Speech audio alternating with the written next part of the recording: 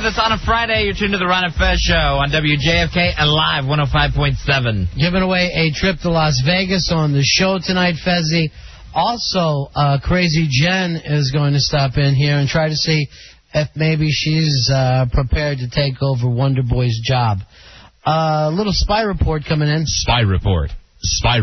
Seems that Ken Jennings has once again won at Jeopardy. Nice. And he's up close to $600,000 and still going strong. This is so cool. They're going to end up giving this guy $1 million by the time he leaves. Maybe he won't ever leave. Maybe he'll just stay there for years at a time. He'll end up replacing Trebek. Let's hope. Let's hope he outlives Trebek anyway. At Puff Daddy's annual 4th of July white party, Puffy will have one of the original copies of the Declaration of Independence on hand for his guests to see. Unbelievable. So he is going to have the Declaration of Independence at a hip-hop party. Who wants to bet somebody twists that thing up and smokes it? Oh, it's going to go through the paces. Someone's going to be taking it in the pool and trying to float on it. I'm guaranteeing you some member of Wu-Tang turns that thing into a blunt, and that's the end of it. Now, where did he get this? This is the one that Norman Lear bought at an auction a couple of years ago. Oh, yeah. Now, what is he doing? Renting it from Norman? Yeah, I guess Puffy's going to do his Raisin in the Sun. Then him and the Declaration of Independence are going to helicopter out to the Hamptons for his white party. This is how rich you get when you have something like this. And then later they're going to eat some animal that there's only 6 left on the planet. So it's always nice when you throw a party to have a little party favor or something for the guests. But when it's a Declaration of Independence, that's really going all out. That's the best for 4th of July. Yeah, you're hooking people in that wouldn't be coming. They'll be like this, Puffy, I'm sorry, I can't make it. I can't come. Wait a minute before you hang up. I got the Declaration of Independence there. Whoa, are you serious? Yeah, I'll be there. You know, at some point, someone's going to yell, who got dip on the Declaration of Independence? You think they're going to have it in some kind of glass with a security guard there?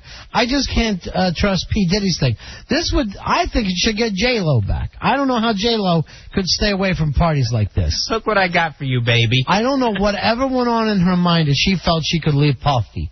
Well, you know this Mark Anthony isn't bringing around any original Revolutionary War documents. You kidding? I'd be surprised if he could show up with an all-star ballot from the Major League Baseball this year. He's got nothing. DMX, Fezzy, was arrested at Kennedy Airport when he and another guy tried to steal a man's car from him while posing as FBI agents. Let me tell you this one again now that you're over the shock. DMX, the hip-hop star, arrested at Kennedy Airport trying to steal a man's car while posing as an FBI agent. He must have thought it was his job to deliver the Declaration of Independence to Puffy Manor out in the Hamptons. Unbelievable. This guy has got to be worth millions upon millions of dollars. He's had hit after hit, and he's involved in stealing a car and acting like he's a Fed. How much crack are you smoking? It's so bizarre. Not even him and his buddy just saying, hey, let's steal this car if we can, but actually trying to grab a guy and pull him out of his own car so they can take it. What is the backstory on this? How did they end up in a situation where they thought, hey, I've seen in movies that feds can commandeer a car. Me and you should do this. How much crack? I mean, I feel like I could smoke crack for 2 months and still say no to this crazy stunt when the idea came up. Well, nothing is worse than coming into the airport and not having a ride, Ronnie. I know that. You're preaching to the choir now. Not having someone to pick you up. I don't want to stand in that cab line. It goes on for 4 blocks. But again, you know he's got to have a posse. He's got to have somebody who calls him money who shows up with a Bronco for him. And you can just imagine him trying to slur out the letters FBI. I wonder why the guy didn't fall for it. Why he didn't think they were real FBI agents and just let the car be commandeered. Because real FBI agents don't have a crack pipe burning in their left hand. That's the main thing. Because let's just stay with weird rock stories for a while. Weird, stupid people in rock. David Lee Roth is going through EMT training and wants to work as a paramedic 1 weekend a month. Wow. Diamond Dave is going to be showing up at your house after you have a heart attack. All right, I have a heart attack. I'm on the stretcher. I open my eyes. They got the oxygen on me. I see David Lee Roth.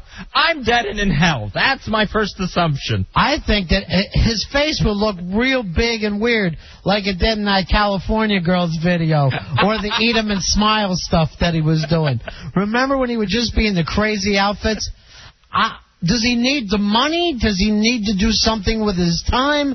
What is he up to? I think he's just trying to show Sammy Hagar. See, I'm doing something with my summers, too. I don't want an EMT who's only doing it 1 weekend a month.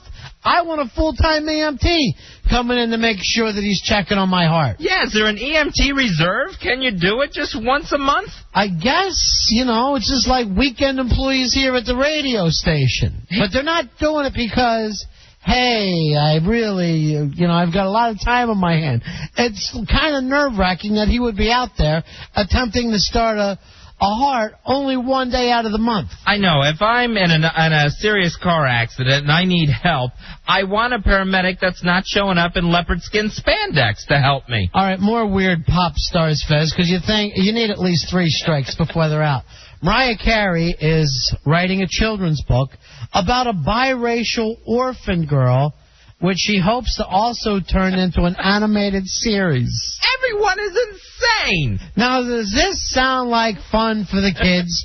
Are there a lot of biracial orphans out there that have nobody to look up to? Oh, in the first episode, her parents get killed in a drive-by. That's why she's orphan. Yeah, this sounds like a laugh riot for the kids. Put it on Saturday morning. And then when the parents wake up, they're going to hear their kids crying over their Frosted Flakes. All it is Mariah's story.